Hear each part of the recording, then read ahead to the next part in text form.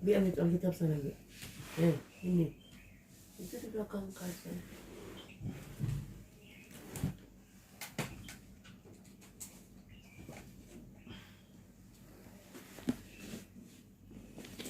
Kemurahan-Mu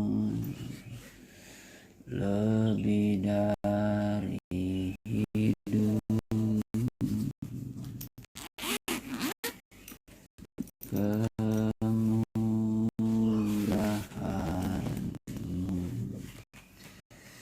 lebih dari hidup, bahwa lidah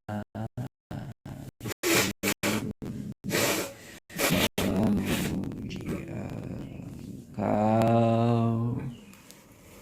Kemurahan-Mu lebih dari hidup. Mau berdoa.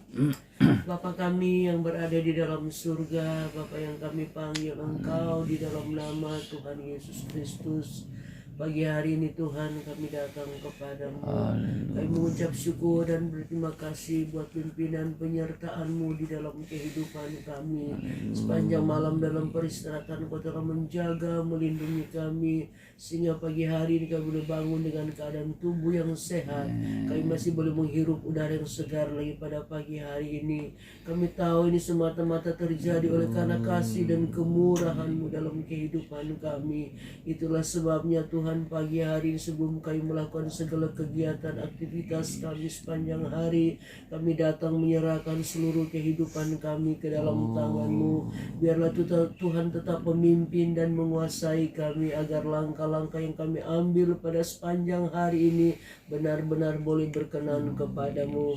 Tuhan Yesus, terima kasih pagi hari ini kami rindu datang bersekutu manis dengan Engkau. Kami rindu mendengar firman-Mu yang boleh memberikan kekuatan bagi kami di tengah-tengah kami hidup di dalam dunia ini. Kami butuh Engkau, kami butuh firman-Mu yang boleh mengarahkan kami, membawa kami pada jalan yang benar, agar kami semakin hari makin mengerti rencana Allah di dalam setiap kehidupan kami. Terima kasih Tuhan, sebab itu kuduskan kami pada pagi hari ini hati kami, agar benar-benar firman Allah yang boleh kami dengar dapat memberikan kekuatan, semangat, sukacita bagi kami untuk kami tetap setia di dalam Engkau. Memberkati kami pada saat ini Tuhan, dan biarlah acara ini kami tetap serahkan ke dalam tangan-Mu. Hamba-Mu yang akan menyampaikan firman-Mu, Engkau pakai dan urapi dia, biar hikmatilah dia dengan hikmat surgawi, yaitu hikmat daripada Engkau, agar benar-benar firman Allah yang boleh kami dengar dapat memberikan kekuatan bagi kami. Terima kasih Tuhan, kami tahu iblis tidak senang dengan acara seperti ini.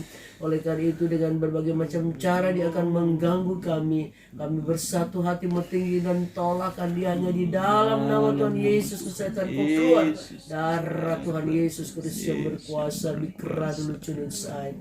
Terima kasih Tuhan, kami akan buka acara beston kami pada pagi hari ini, dan kami alaskan di dalam nama Tuhan Yesus Kristus. Haleluya. Amin.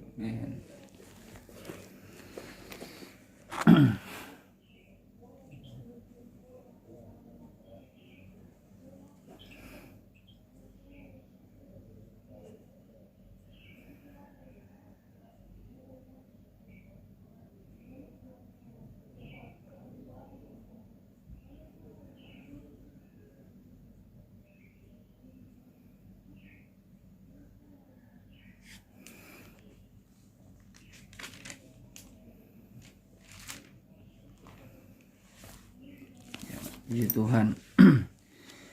Shalom, selamat pagi. Kita telah masuk kepada awal dari minggu yang baru. Tentunya adalah baik bagi kita memulai dengan bersyukur kepada Tuhan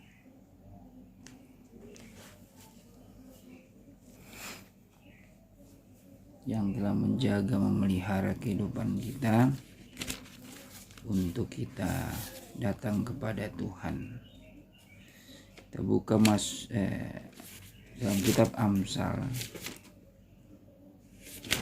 pasal 23 ayat yang ke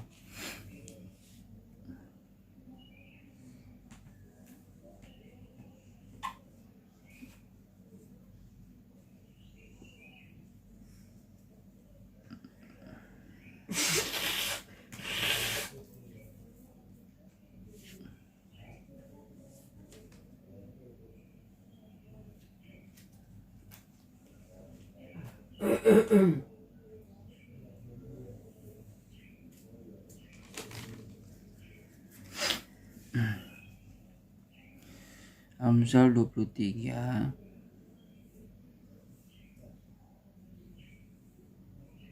ayat yang ke-17 dan 18. Janganlah hatimu iri kepada orang-orang yang berdosa, tetapi takutlah akan Tuhan senantiasa. Karena masa depan sungguh ada dan harapanmu tidak akan hilang. Hai anakku, dengarkanlah dan jadilah bijak.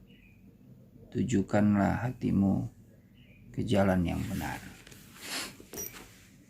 Puji Tuhan, pagi hari ini kita diingatkan kembali bahwa hidup di dalam Tuhan memang kita memiliki janji yang indah, janji yang besar, janji yang sempurna daripada Tuhan. Kebenaran firman-Nya yang terjadi dalam kehidupan kita itu membuahkan suatu kebenaran yang dapat mengubah kehidupan kita, masa depan kita menjadi masa depan yang penuh harapan, masa depan yang membahagiakan, masa depan yang membuat kita menjadi orang yang lebih daripada pemenang. Tetapi yang harus kita pahami di sini adalah apa yang Tuhan buat itu semata-mata tidak secara instan, tidak secara instan itu kita terima akan kemenangan. Jalannya itu pasti banyak lika-likunya. Dan menghadapi proses ini tidak semua orang dapat melewatinya, terlebih hati mereka memiliki pengertiannya. Karena orang yang mendapatkan berkat kemenangan yang daripada Tuhan butuh kebesaran hati, ya, butuh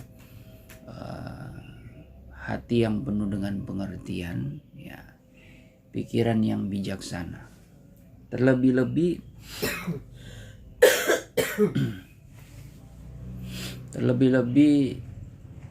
buah roh itu yang menjadi peranan terpenting. Kenapa saya katakan seperti itu? Karena di dalam buah roh itu ada kasih, ada sukacita, ada damai sejahtera, ada kesabaran, ada kesetiaan, ada kebaikan. Buah-buah roh ini saudara yang membuat kita menjadi orang yang tahan uji, ya, untuk kita menerima kemenangan.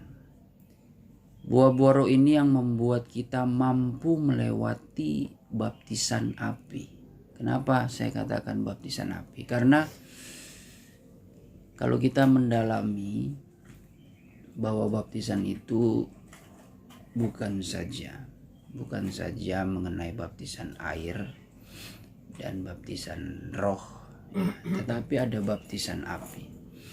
Baptisan api ini adalah baptisan yang membawa kita kepada pengalaman untuk menemukan jalan daripada Tuhan, pengalaman untuk mengikuti jalan Tuhan, pengalaman yang memberikan kita pengetahuan, memberikan kita pengertian bahwa apa yang dialami Kristus di dunia ini itu akan kita alami. Ada satu peristiwa, orang tua daripada murid-murid Yesus, mereka rindu sekali murid-murid Tuhan yang mengikuti Yesus suatu hari kelak akan mendapatkan tempat yang layak di sisi Allah Bapa di sorga. Lalu Yesus mengatakan, dia mengingatkan bahwa apakah mereka ini siap menerima cawan yang kuterima. Cawan di sini berbicara suatu pencobaan, suatu hukuman yang ditanggung oleh Tuhan Yesus. Bukan berarti Tuhan Yesus itu orang yang berdosa, tidak. Tetapi dia berkorban, mengorbankan dirinya, menerima hukum dan kutuk dosa itu akibat manusia. Nah, khusus dalam hal ini kita mengerti bahwa salib yang diterima Tuhan Yesus adalah salib yang tidak sepatutnya dia terima, saudara. Maka ini menjadi teladan bagi kehidupan kita. Kita ini hidup memang penuh perjuangan. Kita ini hidup harus penuh dengan pengorbanan. Mau tidak mau, siap tidak siap. Itulah hakikat kehidupan orang Kristen, pengikut Kristus. Jadi apa yang dialami Yesus, kita akan alami. Mau tidak mau. Makanya kita harus betul-betul melatih iman kita lewat kita belajar akan firman Tuhan. Meneliti firman Tuhan itu. Yang Tuhan mau hidup kita ini dipimpin oleh Roh. Karena gambaran Tuhan sebagai manusia, dia menerima salib itu tidak mampu loh. Takut dia. Kita tahu ketika di Taman Getsemani ya kalau tidak salah, menjelang dia mau ditangkap, dia ketakutan. Dia sendiri kok mengatakan, badanku gemetar. Dan dia sungguh gelisah hatinya. Karena secara ilahi dia sudah melihat sebuah penglihatan secara ilahi. Dia tahu apa yang terjadi beberapa waktu ke depan. Dan kalau kita lihat bagaimana kalau secara tulisan kita hanya sejauh batasan imajinasi kita sebagai pembaca. Tapi kalau kita lihat filmnya yang luar biasa itu The Passion, bagaimana mereka visual yang mereka imajinasikan, tentu dengan berlandaskan Alkitab ya. Sutradara Mel Gibson itu dia seniman yang luar biasa. Dia bisa memvisualisasikan menuangkan itu dalam bentuk film film seolah-olah inilah realita dan memang sangat mengerikan, saudara. Sangat mengerikan bagaimana dia disiksa. Waktu dia ditangkap saja, hendak mau diadili, dia ditahan dan dipukul, dianiaya oleh orang-orang Romawi. Dari awal dia dipukul dengan rotan, ya, sampai memar-memar, memarnya itu sampai biru dan berdarah, keluar darah, pakai rotan.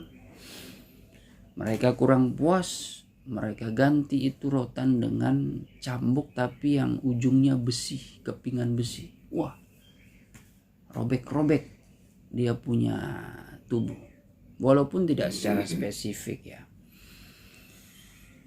di dalam Alkitab. Tapi kalau kita memahami Alkitab secara komprehensif, secara holistik, dalam Perjanjian Lama itu dikatakan wajahnya tidak terbentuk lagi, badannya hancur. Coba saudara bayangkan, menurut imajinasi kita saja, badan yang hancur seperti apa? Wajah yang sudah tidak terbentuk itu seperti apa, saudara? Kalau kita melihat pencuri yang kedapatan mencuri, itu kena pukulan orang-orang, dianiaya orang, dihakimi orang, waduh, itu mukanya udah memar-memar, rasanya gimana ya, kita yang lihat, kasihan, pasti sakit sekali. Apalagi Tuhan Yesus, dia ditahan sampai peristiwa itu. Saya ingat datanglah panglima di pengadilan itu, dia mengatakan, apa yang kalian lakukan? Aku cuma menyuruh kamu memberikan suatu peringatan saja, ya, memberikan suatu pukulan hanya sebagai apa ya, bahasanya apa ya, hanya sebagai peringatan saja supaya dia ini jerah, bukan membuat sampai babak belur seperti ini ya, tapi sudah terlanjur dibuat babak belur. Tidak sampai situ, dia diberikan mahkota duri, dia diejek sampai dia disiksa. Proses disalib itu ya luar biasa. Film The Passion itu ya, tangan yang tidak sampai dari ujung tangan sebelah kiri itu dipaku sampai ujung sebelah kanannya tidak sampai, mereka ikat pergelangan tangannya, mereka tarik paksa sampai bunyi patah tulang, sampai dia bisa, tangan kanannya itu bisa sejajar dengan lubang paku yang siap dipaku itu. Wah, memang terlalu dramatisir ya. Tapi ya begitulah siksaan yang hebat. Dan itulah cawan yang tidak seharusnya ia terima. Apakah hidup kita mampu seperti itu? Kita sudah hidup benar, tapi kita menanggung kesalahan orang. Nah, posisi yang seperti ini memang tidak enak, saudara. Tidak enak. Yang harusnya kita dibenarkan, dibela, tapi kita malah teraniaya. Kita difitnah, ya. Kita difitnah, kita direndahkan. Ada satu kali kelak kehidupan kita seperti itu. Bahkan ya dalam kehidupan orang percaya, namanya orang beriman, tidak luput dari ujian. Kalau orang beriman tidak ada ujian, saya rasa bukan orang beriman. Karena justru iman itu akan bertumbuh dari ujian, dari proses.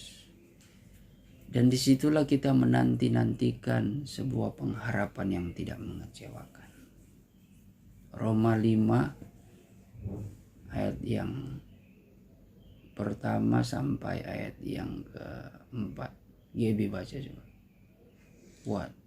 Roma 5 ayat yang pertama, sebab itu kita yang dibenarkan karena iman, kita hidup dalam damai sejahtera dengan Allah oleh karena Tuhan kita Yesus Kristus. Oleh Dia kita juga beroleh jalan masuk oleh iman kepada kasih karunia ini, Di dalam kasih karunia ini kita berdiri dan kita bermegah dalam pengharapan Ya. akan menerima kemuliaan Allah. Dan bukan hanya itu saja, kita malah bermegah juga dalam kesengsaraan kita. Nah, jadi di ayat-ayat sebelumnya itu Paulus menjelaskan kita hidup dalam damai sejahtera. Kita hidup dalam pengharapan, masuk kepada suatu janji Tuhan. Kita akan memperoleh suatu kemenangan, kekekalan, berkat Tuhan. Terlebih lagi berkat Tuhan di dalam kerajaan sorga. Tapi Paulus ingatkan, bukan itu saja. Nah, tapi oleh iman itu kita bermegah di dalam kesengsaraan. Nah, terus Karena kita tahu bahwa kesengsaraan itu menimbulkan ketekunan. Nah, karena kita tahu kesengsaraan yang timbul oleh iman itu menimbulkan ketekunan, ketahanan rohani kita, ya. Terus, Dan ketekunan menimbulkan tahan uji. nah, dari ketekunan itu, itulah yang kita menjadikan apa ya bahasanya? Kita masuk di dalam kualifikasi orang yang tahan uji gitu. Nah, terus Dan tahan uji menimbulkan pengharapan. tahan uji itu menimbulkan pengharapan. Dan pengharapan tidak mengecewakan, karena kasih Allah telah dicurahkan di dalam hati kita oleh Roh Kudus yang telah dikaruniakan kepada kita. Ya, sampai situ. Pengharapan kita tidak mengecewakan. Artinya kalau kita berharap kepada Tuhan itu tidak mengecewakan. Saudara yang sakit, saudara berdoa berharap, itu ya bisa merupakan ujian iman. Ujian iman, apalagi di masa pandemi itu sekarang ini. Kita menghadapi sakit, batuk, flu dan sebagainya, itu menjadi intimidasi. Pandemi, ya virus corona ini menjadi stigma, bukan di Indonesia saja, di seluruh dunia. Ya saya tidak tahu ya, di beberapa negara ada yang mungkin sepertinya tidak mengalami itu, tapi kayaknya terjadi seluruh dunia. Walaupun ada di Manado ini, puji Tuhan ya, khususnya yang saya ketahui, sejauh yang saya ketahui di kampung papa saya almarhum Bubuk itu bersih, zona hijau, tidak ada itu kasus 0 ya, menurut cerita kasus 0, karena dia di daerah pegunungan ya, alamnya masih murni ya. Kalau pencahayaan sinar matahari juga pagi hari sangat menyegarkan sekali, suasana yang sejuk, dan mungkin masyarakatnya memang tidak sepadat Jakarta. Ya, memang sangat menyenangkan sekali. Tapi di wilayah itu tentu mendengar juga berita tentang stigma yang datang dari berita virus corona ini, menjadi ketakutan. Cuma bedanya mental mereka di daerah sana kan, karena tidak ada yang terjangkit, jadi mereka percaya tidak percaya dan sebagainya. Tapi kita yang mengenal firman, percayalah itu semua harus terjadi. Penyakit, coba kita ke Wahyu dulu, ke Wahyu 6 ayat yang ke 7, 8. Baca lagi Gaby.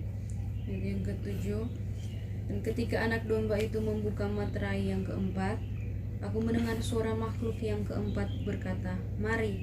Dan aku melihat sesungguhnya ada seekor kuda hijau dan kuning, dan orang yang menungganginya bernama Maut, dan kerajaan maut mengikutinya, dan kepada mereka diberikan kuasa atas 1/4 dari bumi. Jadi ada kuda hijau kuning ya, kalau dalam salinan lama kuda kelabu, dan ada penunggangnya itu bernama Maut. Kuda ini melambangkan kekuatan. Nah, penunggang inilah iblis. Dia pembawa maut ya, dia menciptakan maut, saudara. Terus Untuk membunuh dengan pedang, untuk membunuh, dia diberikan kuasa, dikaruniakan kuasa untuk membunuh dengan pedang. Ini berbicara peperangan. dan dengan kelaparan, Kelaparan itu pasti terjadi di akhir zaman ini. dan sampar, sakit penyakit. dan dengan binatang-binatang buas yang dibunuh. Binatang buas ini bukan berbicara binatang betul, binatang liar, bukan. Tapi ini berbicara negara-negara lalim yang tidak mengenal Tuhan. Mereka berbuat keji, kejam kepada orang-orang yang tidak berdosa, terlebih orang-orang percaya. Nah, terus? Dan ketika anak domba itu membuka meterai yang kelima, sudah sampai situ saja. Kayaknya ada kalimat yang terlewati itu, 1/4 itu. Coba baca ulang dari yang penunggang maut itu. Dan kepada mereka diberikan kuasa atas 1/4 dari bumi. Ya, itu 1/4 dari bumi untuk membunuh dengan 4 hal itu: pedang, kelaparan, sampar, dan binatang buas. Ini keadaan di penghujung akhir zaman yang akan dialami manusia. 1/4 dari populasi manusia di bumi ini akan mati. Dan seperempat ini bukan berbicara hanya orang-orang yang lalim. Tidak, saudara. Ada orang benar juga masuk dalam 1/4 itu. Karena saudara tahu, ya, peperangan berakibat banyak jiwa terbunuh. Ada juga orang percaya yang teraniaya karena peperangan. Ada juga orang percaya yang mengalami dampak dari perang itu. Jadi kita berpikir jangan dengan kefanatikan. Tidak, apalagi kabar pengantin pasti luput. Ya, puji Tuhan.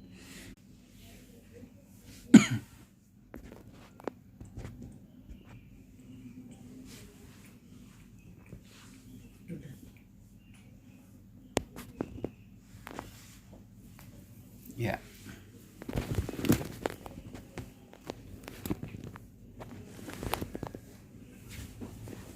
Sorry tadi terputus.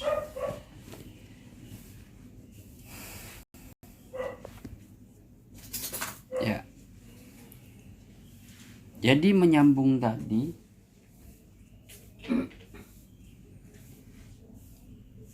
menyambung kebenaran tadi. Dalam meterai 4 ada orang percaya juga yang masuk, yang mati karena peperangan. Ada yang mati juga karena kelaparan. Ada yang mati juga karena sakit penyakit. Ya. Ada yang mati juga karena kekejaman bangsa-bangsa kafir. Ada. Ya, mereka orang percaya itu digambarkan hari sudah malam, seperti negara-negara tirai besi, negara-negara komunis. Ada orang percaya di situ, tapi mereka teraniaya dan terbunuh, namun oleh karena iman. Memang betul, kita sebagai apalagi umat pilihan Tuhan, kita pasti akan terluput. Tapi tetap saja ini pengenapan firman Tuhan. Kita tetap akan mengalami suatu proses. Puji Tuhan kalau kita ditetapkan, ditentukan untuk masuk sampai ke gerakan besar yang kita tidak tahu itu berapa tahun lagi, berapa puluh tahun, atau mungkin masih ada ratusan tahun lagi. Ya. Disitulah kita akan mengalami keangkatan hidup-hidup. Puji Tuhan kalau kita tergolong seperti itu. Tapi jangan cuma karena berambisi seperti itu, sehingga ketika sudah menerima ujian, saudara kecewa dengan Tuhan. Ketika menerima persoalan, saudara jadi kecewa sama Tuhan. Hati-hati. Orang yang terkadang terlalu memikirkan perkara yang terlalu tinggi, tidak sesuai dengan kadar imannya, itu bisa ujung-ujungnya bisa mempersalahkan Tuhan. Tuhan, bukankah kita ini diberkati? Kita ini orang pilihan. Kenapa saya kena virus corona? Ada seperti itu. Itu iman yang tidak bertumbuh dewasa. seperti saya ya ada pikiran manusiawi. Awalnya berpikir, mungkin sebelum kami kena positif ya ada berita dari ya itu yang saya sudah pernah sampaikan. Kenapa ini Tante Ida, almarhum pendeta, guru, termasuk guru besar ya, yang dikenal itu kok meninggalnya karena itu ya, walaupun saya tidak tahu itu masih simpang siur ya, tapi setidaknya itu menjadi stigma orang berpikir katanya kabar pengantin. Ada juga hamba Tuhan Gesba kan yang karena virus corona. Sudahlah, jangan berpikir Gesba itu sudah pasti pengantin, cuma Gesba. Tidak. Pengantin itu tidak mengatasnamakan Gesba.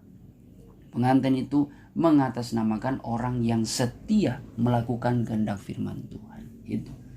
Bukan mengatasnamakan organisasi. Hanya saja kebetulan yang bukan kebetulan, kabar pengantin itu dipercayakan lewat hamba Tuhan yang ada di dalam Gesba. Tapi kabar pengantin itu tidak dimonopoli oleh satu organisasi, enak saja. Jangan berbangga. Kabar pengantin itu bisa saja dialihkan kepada organisasi-organisasi yang lainnya. Kalau Gesba itu hamba Tuhan, anak-anak Tuhan, jemaat di Gesba merasa sudah paling betul ya. Merasa sombong. KPK itu ya, kabar pengantin itu tidak membentuk pribadi kita menjadi pribadi yang sombong ya. Itu gaya-gaya Yahudi seperti itu. Mereka merasa umat pilihan Tuhan, cuma mereka yang selamat. Orang-orang seperti Samaria, orang-orang Kanaan, ya, orang-orang campuran pun itu mereka anggap sekalipun ada darah Yahudi, tapi kalau mereka campur ada keturunan non Yahudi, mereka tidak selamat. Itu pikiran orang Yahudi seperti itu, kasar ya. Tapi Tuhan tidak melihat seperti itu. Nah, jadi keadaan akhir zaman yang terjadi ini itu pasti akan dialami juga orang-orang benar. Ya, kita tetap berdoa, jangan sampai kita masuk dalam golongan seperti itu. Tapi mau tidak mau ya, kita pun di masa tua meninggal karena sakit, meninggal karena kelemahan tubuh, ya dijauhi ya kalau karena kecelakaan dan sebagainya, meninggal karena teraniaya di beberapa tempat, ya meninggal karena kelaparan, kekurangan ekonomi, dan ini yang terjadi dalam kehidupan kita. Jangan pandang enteng, saudara. Di sini kita menanggapi firman Tuhan ini dengan penuh pengharapan. Kita pasti resah, takut. Tapi kedewasaan iman kita menentukan kita bijaksana. Kita siap menghadapi keadaan dunia yang kita amini, yang kita yakini. Inilah pengenapan firman Tuhan. Orang yang tidak dewasa mengeluh, dia ketakutan. Mengeluh. Ya, semua orang manusiawi takut akan kematian. Walaupun janji firman itu mengatakan, ya sungguhnya engkau tidak mati, dia cuma tidur. Karena logikanya, kalau kita hidup dalam Tuhan, akulah kebangkitan dan hidup. Aku akan membangkitkan engkau di akhir zaman. Artinya orang yang mati tidak mungkin bangkit, tidak mungkin dibangunkan. Ya. Kalau orang yang tidur, sudah pasti bisa dibangunkan. Seperti orang yang tidur, bangun. Nah, itulah di mata Tuhan memang orang benar itu tidak ada kematian. Di mata Tuhan yang mati, betul-betul mati, adalah yang dimana mereka mengalami kematian kedua, kebinasaan. Nah, itu yang kita harus pahami dari sudut pandang firman Tuhan. Orang yang mati itu adalah mereka yang akan binasa dalam neraka. Itu pemahaman firman Tuhan. Kalau cuma mati secara jasmani, bagi Tuhan cuma tidur. Karena akan dibangkitkan. Nah, manusia tidak bisa melakukan seperti itu, tidak bisa. Makanya kita ini menghadapi keadaan sekarang jangan dikuasai ketakutan. Ya. Terlebih orang-orang berdosa seperti ayat firman Tuhan. Jangan kita iri. Tampaknya seperti pengalaman Ayub yang sedang menderita. Ayub melihat kenapa orang fasik ini tampak umurnya panjang. Tampaknya anak cucu yang diberkati. Perbuatan-perbuatan dosa mereka kok sepertinya tidak menerima hukuman. Mereka hidup sampai usia mereka lanjut. Tapi sesungguhnya Ayub mengatakan, tetapi Tuhan tidak membiarkan mereka. Paling bahaya kalau ternyata Tuhan sudah mengawal. Hidup mereka sudah dikawal. Ya, dikawal. Jadi dia mau buat dosa, berbuat hal-hal yang fasik. Ya, karena sudah memberontak, Tuhan sudah kawal. Tidak ada lagi teguran. Nah, ini berbahaya. Sebagai terakhir saja. Di dalam 2 Petrus ya. Tapi saya lupa itu. Coba handphone pinjam. Tuhan mengawali. Itu dalam Senin lama, pinjam handphone. Berapa? 2 Petrus berapa? Ya.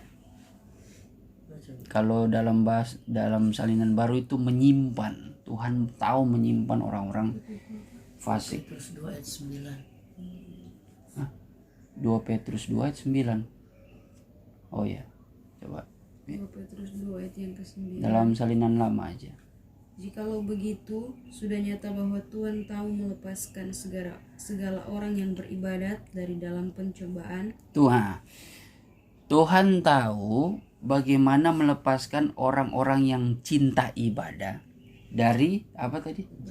Dari pencobaan. Nah, kita pasti akan mengalami pencobaan, mau besar, mau kecil. Tapi kita harus tadi dalam Roma 5 tekun supaya kita tahan uji, dan tahan uji itu menimbulkan pengharapan, dan pengharapan itu tidak mengecewakan di mata Tuhan.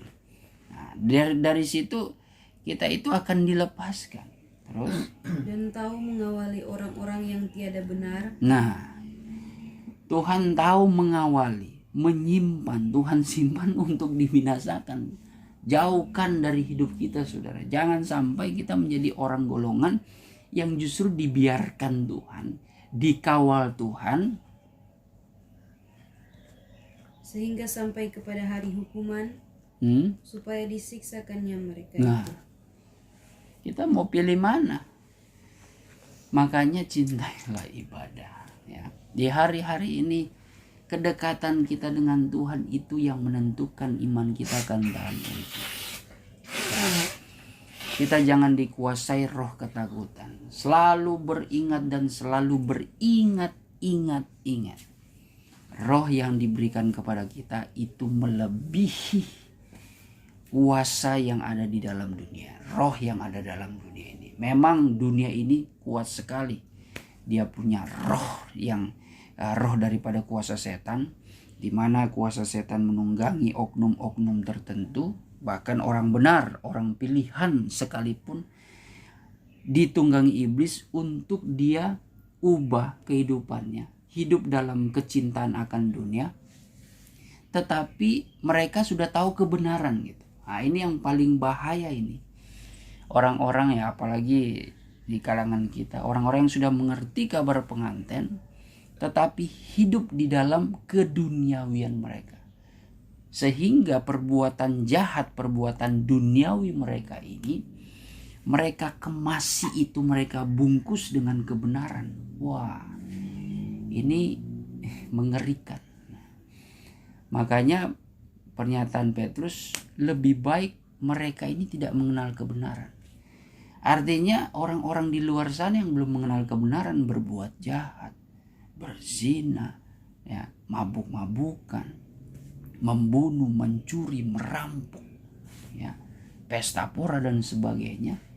Ya, mereka masih ibarat kata masih bisa dimaklumkan oleh karena mereka tidak hidup dalam kebenaran. Ya, memang sudah kodrat mereka seperti itu. Tetapi mereka ada kesempatan menerima firman Tuhan kalau mereka bertobat. Nah, itu jauh lebih baik daripada yang so mengenal kebenaran, kong dia berbalik. Kong lebih parah lagi, dia pakai kebenaran itu untuk membenarkan dirinya, perbuatannya. Nah, ini nabi-nabi palsu itu tidak perlu ketika dia mati, dia dihukum, itu tidak pakai perantara, Tidak perlu pengadilan lagi mau ditimbang-timbang, tidak. Langsung dia jalan langsung masuk ke dalam neraka. Karena firman Tuhan juga mengatakan orang yang mati karena kefasikannya itu segala perbuatan baiknya. Orang fasik itu kan identik dengan dikenal orang yang benar tapi berbalik. Nah, dalam Yeskel itu mengatakan segala perbuatan baiknya itu tidak diingat oleh Tuhan. Hati-hati saudara. Ya, memang langkah awal itu ya menentukan, tapi lebih menentukan langkah terakhir kita. Makanya menjelang akhir zaman ini ya, dekatan kita, pemahaman kita tentang Tuhan sudah sangat dekat. Ya jangan orang di hari-hari ini malah tidak suka berdamai, ya, cari-cari soal, ya penuh dengan iri, hati dengki, keegoisan. Nah, walaupun kelihatan benar, kita membela kebenaran, hati-hati. Kalau menimbulkan perpecahan itu bukan kebenaran, itu pembenaran. Kalau menimbulkan perselisihan, menimbulkan sakit hati, luka dan sebagainya, itu adalah pembenaran yang dikemasi dengan kebenaran. Itu yang harus kita ini kalau memiliki prinsip kefanatikan, buktikan buah kita itu senantiasa mencari damai. Firman Tuhan tidak mungkin dihapus, tidak mungkin salah. Anak-anak Allah itu senantiasa mencari damai. Kalau saudara pelajari itu dalam Matius 5 dari ayat 3 sampai ayat yang ke-12 atau 11, saya lupa, ayat 12. Itu intinya orang yang menerima kerajaan surga teraniaya. Teraniaya karena itu sebuah proses ya. Bukan itu suatu jalan terakhir ya. Bukan itu menjadi suatu maksudnya tujuan hidup kita hanya untuk sengsara. Tidak, itu hanyalah sebuah proses, batu loncatan kita untuk melangkah ya, untuk kita memperoleh kemenangan. Itu orang-orang yang justru yang menderita karena namaku, orang yang teraniaya, bukan orang yang kita aniaya, bukan menjadi umat pilihan Tuhan terus kita aniaya orang, kita menghakimi orang, kita membuat perpecahan, bukan seperti itu. Itu prinsip orang Taurat seperti itu, merasa dirinya sudah diselamatkan. Ternyata mereka ditempat oleh Tuhan. Engkau orang munafik. Nah, engkau berpikir itu menjadi penghuni kerajaan surga. Nah, itu. Nah, di sini harus kita pahami. Semakin dalam, semakin kita mengerti prinsip orang Kristen itu seperti apa. Sebagai pengantin Kristus, kita harus hidup dalam damai. Nah, karena dikatakan karena masa depan itu sungguh ada dan harapanmu tidak akan hilang. Ini diperuntukkan untuk orang benar, ya, orang yang mencari damai. Kalau saya kaitkan dengan mulut, nah ini akan nyambung. Orang yang mau melihat hari-hari baik itu bisa menjaga DP mulut. Nah, ya, jangan melawan orang tua, ya. Jangan suka menjelek-jelekan teman, sahabat. Jangan suka menjelek-jelekan rekan-rekan sekerja dalam pelayanan, merendahkan orang. Hati-hati. Itu firman Tuhan. Kalau mau melihat hari-hari baik, ya, seperti masa depan itu ada, harapan itu ada, jaga ucapan kita. Ucapan kita ini seperti sudah ditaruh bara api. Bagi mereka yang sudah termeterai oleh Roh Kudus, itu mulut kita dipakai untuk memasyurkan nama Allah. Ya. Jadi hati-hati kehidupan kita sebagai orang benar itu. Pengharapan itu ada. Masa depan sesungguhnya itu ada. Jangan takut menghadapi dunia ini yang kelihatan masa depannya tidak ada, tidak menentu. Benarkah ada masa depan? COVID yang semakin merajalela, semakin banyak itu varian yang tidak kunjung henti. Dokter pun sebagian seperti ada yang sudah menyerah. Oh, kerja keras itu, profesor kerja keras. Ada yang berpikir itu konspirasi, ya whatever lah, terserah. Tapi firman Tuhan menyatakan ya bahwa semuanya itu harus terjadi. Tuhan sudah katakan supaya jangan kita ini menolak Tuhan. Artinya Tuhan sudah tahu nih pikiran manusia. Ada pikiran manusia yang kecewa dengan Tuhan, menolak Tuhan akhirnya. Wah, katanya kita diberkati. Ya. Karena pikiran mereka itu hanya sampai kepada pikiran duniawi. Pikiran mereka tidak tembus kepada apa yang dipikirkan Allah. Begitu juga Petrus.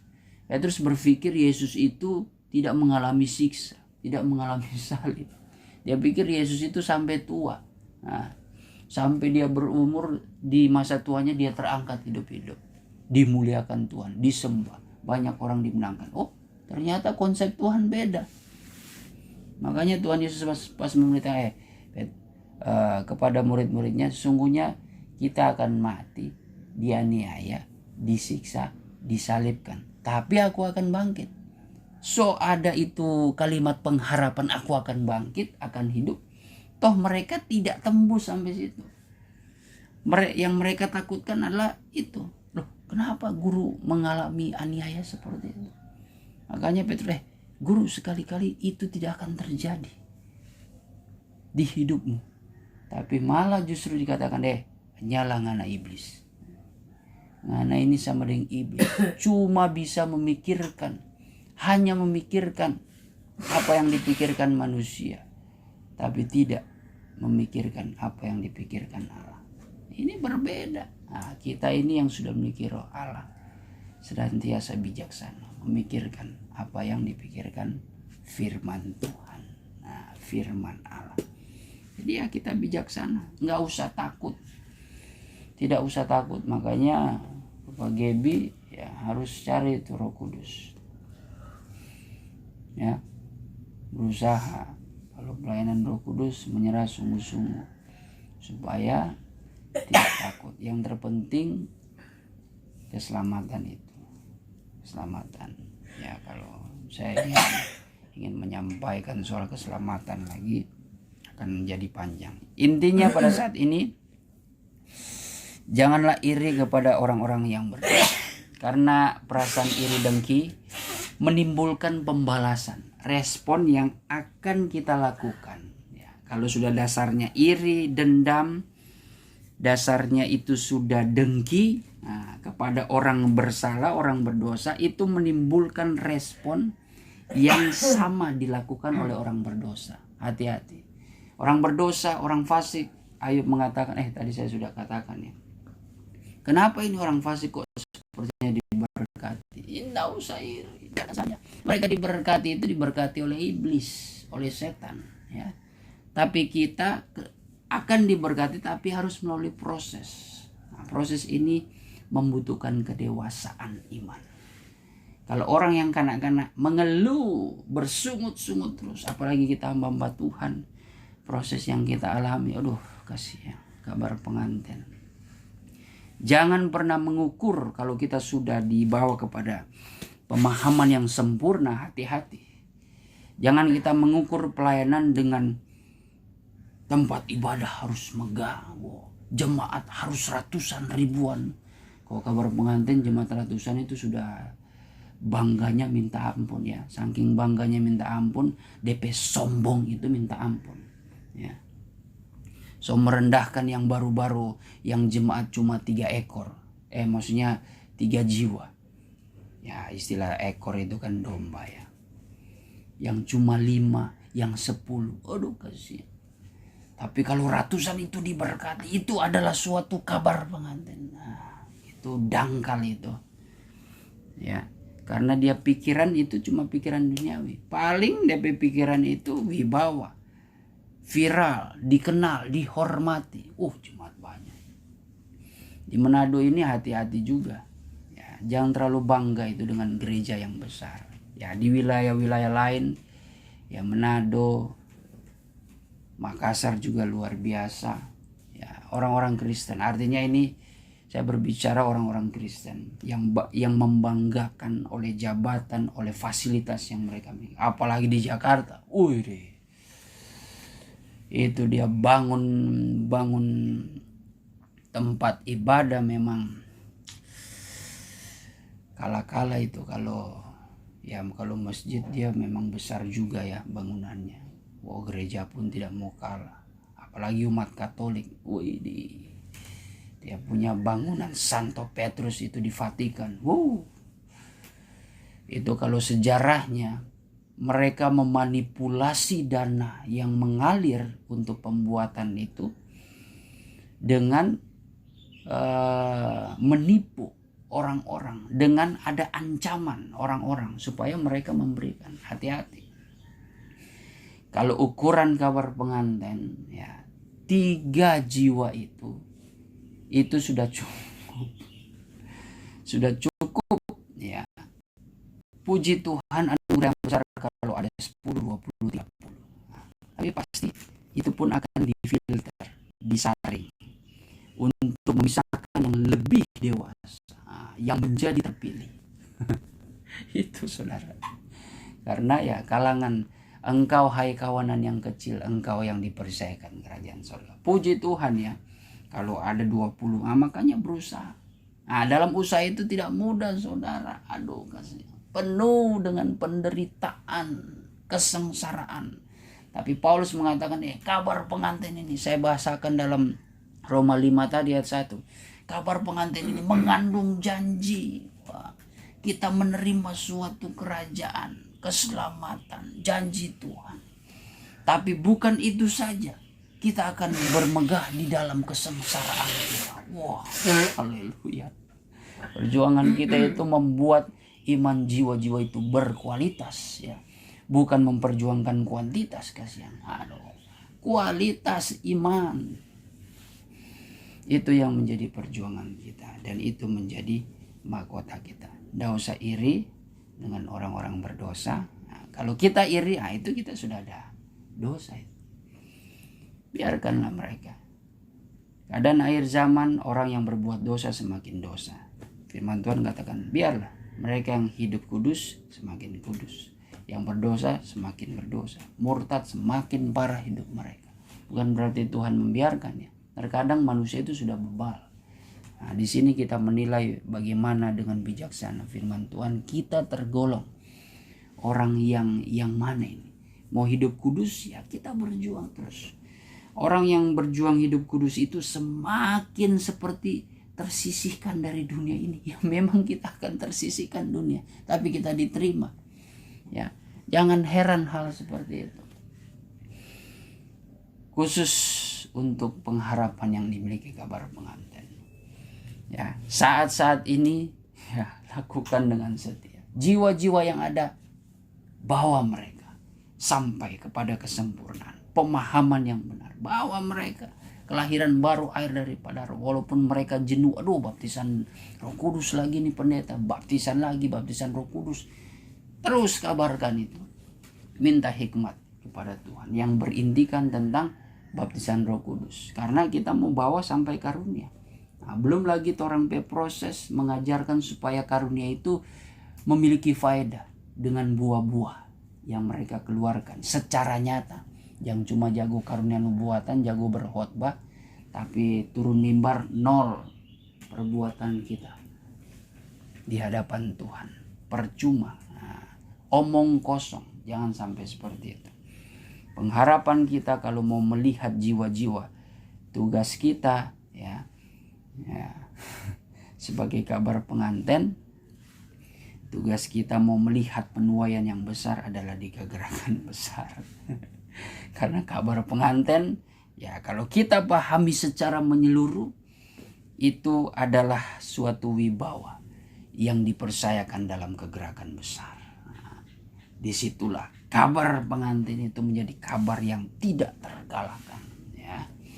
Kabar pengantin yang akan memikat ya, mengumpulkan jiwa-jiwa sehingga jiwa-jiwa tidak terikat dengan organisasi.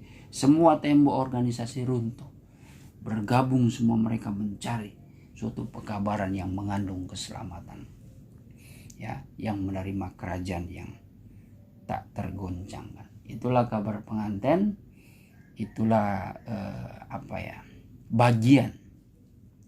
bagiannya kabar pengantin kalau mau melihat jiwa-jiwa, ya sabar dengan 10, 5, 3, 10 orang.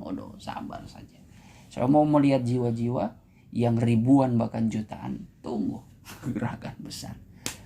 Itu yang menjadi bagian kabar pengantin. Dan kegerakan besar tidak ada organisasi, tidak ada mementingkan gereja yang mewah, organisasi yang penuh dengan aturan-aturan.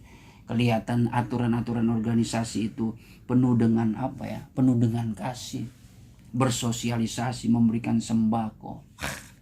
Terkadang kalau kita pelajari baik-baik organisasi yang membentuk yayasan, sekolah-sekolah Kristen, membentuk komunitas, kasih Bapa lah. Kita harus kasih Bapa.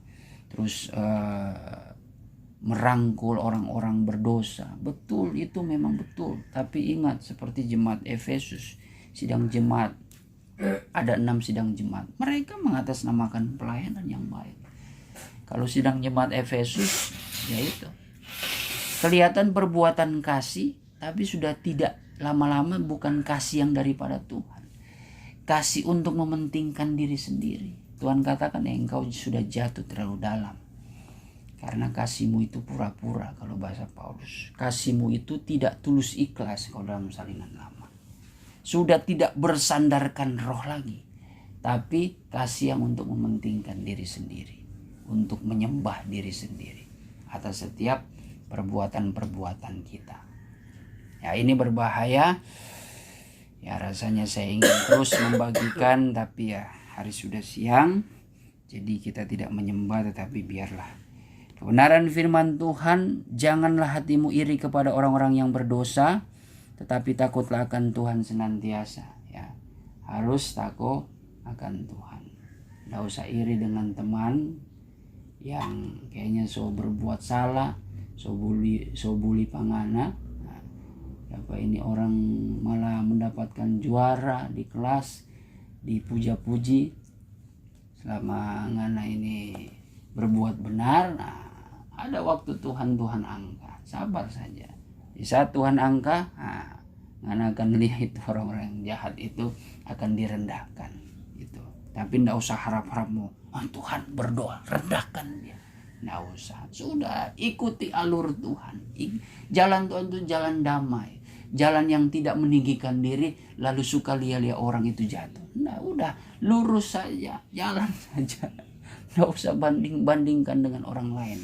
Bandingkan orang lain itu dengan firman Tuhan. Tanpa menghakimi. Kita kan jalan anak-anak yang mencari damai. Jalan kita itu damai. Nggak mau cari kerusuhan dan sebagainya. Ada saatnya kita tegas menegakkan kebenaran. Itu pun demi kebaikan. Tegas untuk merangkul. Bukan tegas untuk semakin memisahkan. Tidak. Tegas untuk merangkul. Kehidupan kita dalam pelayanan juga seperti itu. Jalan lurus saja. Terus mengikuti jalan damai. Tidak usah iri dengan orang-orang yang sudah berbuat jahat. Kok sepertinya diberkati. Kok sepertinya jiwa-jiwanya semakin banyak. Kok fasilitas gerejanya kok lebih canggih lagi. Wah, pelayanannya semakin meluas. Go internasional. Wah, penuh-penuh dengan karunia lagi. Waduh. Namanya kalau udah orang golongan perbuatan jahat dan dosa, karunia daripada iblis itu. Tidak ada karunia daripada Tuhan seperti itu. Jadi bijaksanalah, karena dari situ ada janji Tuhan. Firman Tuhan mengatakan, masa depan sungguh ada dan harapanmu tidak akan hilang. Itu diperuntukkan. Itu tergenapi dalam kehidupan orang-orang benar yang melakukan kehendak Tuhan. Terima kasih Tuhan, pada saat pagi hari ini kami boleh menerima firman-Mu. Biarlah hati kami menjadi bijaksana di dalam kami menghitung hari-hari kami ke depan. Walaupun di hari-hari ini Tuhan, dunia sedang dilanda segala perkara, situasi yang tidak menentu, tetapi kami percaya harapan kami sungguh ada di hadapan-Mu Tuhan. Masa depan kami sungguh ada dan harapan kami tidak pernah hilang. sebab kami hidup bergantung dekat dengan Engkau yang selalu memberikan harapan yang penuh dengan kemuliaan yang daripada-Mu. Rancangan-Mu bukanlah rancangan yang mendatangkan kecelakaan, tapi rancangan-Mu mendatangkan damai sejahtera. Oleh sebab itu, biarlah hati kami ini dikuduskan, selalu dibersihkan lewat kebenaran firman-Mu, agar hati kami dijauhkan dari segala iri, dengki, akar pahit apapun. Tetapi kami menjadi orang yang selalu menuruti kasih karunia Allah yang selalu membawa kami kepada kehidupan yang penuh sukacita. Terima kasih Tuhan, kami serahkan hidup kami dalam tangan kasih-Mu. Kau melindungi kaum keluarga, jemaat-Mu Tuhan. Mereka yang sakit disembuhkan, mereka yang lemah dikuatkan, mereka yang bimbang Tuhan teguhkan iman mereka. Mereka yang susah hati Tuhan, kiranya Engkau memberikan penghiburan. Dari semuanya itu Tuhan, hanya kuasa firman-Mu yang menguatkan mereka untuk mereka dapat bertahan di dalam kebenaran. Tidak terintimidasi dengan keadaan, tidak terintimidasi dengan orang-orang yang berbuat jahat, orang-orang berdosa, orang-orang fasik. Semuanya itu tidak menjadi pengaruh bagi iman kami. Tetapi kami hanya ditentukan oleh kuasa Roh-Mu, ditentukan oleh kasih-Mu Tuhan, bukan ditentukan oleh keadaan. Terima kasih Bapa, terpujilah nama-Mu. Kami imani firman Allah ini di dalam kehidupan kami akan terjadi di hari ini sampai di hari depan yang ada. Diberkati pemerintahan kami Tuhan menghadapi COVID-19 ini, terlebih kota Jakarta Tuhan. Tolong kiranya Engkau melakukan perkara yang ajaib, melindungi anak-anak-Mu, hamba-hamba-Mu yang berseru-seru Tuhan kepadamu Tuhan. Kiranya Engkau yang menaungi mereka dengan kasih karunia-Mu, sehingga Tuhan mereka mendapatkan kekuatan, kesembuhan mereka yang terjangkit Tuhan. Jauhkanlah Tuhan, ampuni kami kalau kami telah berbuat salah, ampuni, pulihkanlah bangsa kami Tuhan. Tentu dengan pemulihan yang ada, Engkau memberikan kami suatu pelajaran agar kami semakin dekat, bukan malah kami ini semakin menjauh, menjadi kecewa oleh karena keadaan ini, tapi kami semakin dekat dengan Engkau, sebab janji firman-Mu masa depan kami itu sungguh ada. Pengharapan itu Tuhan tidak akan pernah hilang. Terlebih pengharapan kami akan hidup yang kekal Tuhan, bersama-sama dengan Engkau di dalam kerajaan surga. Terima kasih hamba-hamba-Mu yang setia melayani pekerjaan-Mu. Segala kebutuhan, keperluan mereka Tuhan diberkati Tuhan, diberikan kecukupan Tuhan, demi Tuhan administrasi di dalam pelayanan. Tentu Engkau mengerti Tuhan, kami hanya hidup bergantung daripada-Mu. Diberkati setiap jemaat yang dilayani hamba-hamba-Mu, memberikan pengertian yang baik lewat firman-Mu, agar mereka juga diberkati dalam pekerjaan usaha mereka, dan mereka tetap setia mendukung di dalam melayani pekerjaan-Mu dengan tulus hati, bukan dari Tuhan motivasi, bukan didorong dengan Tuhan niat-niat yang tidak baik, tapi mereka melakukan, mereka mempersembahkan segala sesuatu mendukung pelayanan pekerjaan Tuhan, oleh karena dasar takut akan Engkau. Terima kasih, berikan kami hikmat Tuhan sebagai hamba-hamba-Mu, kekuatan, kesabaran Tuhan, ketulusan hati, roh takut akan Engkau, bahkan dapat memperlabakan setiap karunia-karunia dengan sebaik-baiknya, yang bukan untuk memecah belah Tuhan, bukan untuk meresahkan, tetapi untuk menasihati, menguatkan, dan menghibur jemaat, agar iman mereka bertumbuh, iman mereka dikuatkan dan disempurnakan, sehingga nama-Mu saja yang dipermuliakan. Terima kasih Tuhan, kaum keluarga hamba-hamba-Mu Tuhan yang ada diberkati Tuhan. Gereja segala bangsa yang sedang dilanda badai ini Tuhan, tolong ya Bapa, kami percaya Engkau lah yang bisa menenangkan badai ini, untuk membuat Tuhan semuanya dalam keadaan tenang dan tidak menjadi kacau ya Bapa. Oleh sebab itu Tuhan, mohon belas kasih-Mu, ampuni dalam segala perbuatan kami, khususnya kami hamba-hamba-Mu sebagai pemimpin umat-Mu. Biarlah kami tetap Tuhan mendeklarasikan kebenaran lewat perbuatan-perbuatan kami yang nyata sebagai bentuk buah-buah daripada kebenaran Tuhan. Terima kasih Tuhan, terpujilah nama-Mu. Kami menyambut hari ini dengan penuh sukacita, kemenangan yang besar yang daripada-Mu, yang daripada iman percaya kepada Yesus Kristus sebagai anak Allah dalam hidup kami. Di dalam nama Tuhan Yesus Kristus kami sudah berdoa. Haleluya. Amin. Puji Tuhan. Selamat pagi. Selamat beraktivitas. Tuhan Yesus memberkati bagi kita semua. Salam sehat.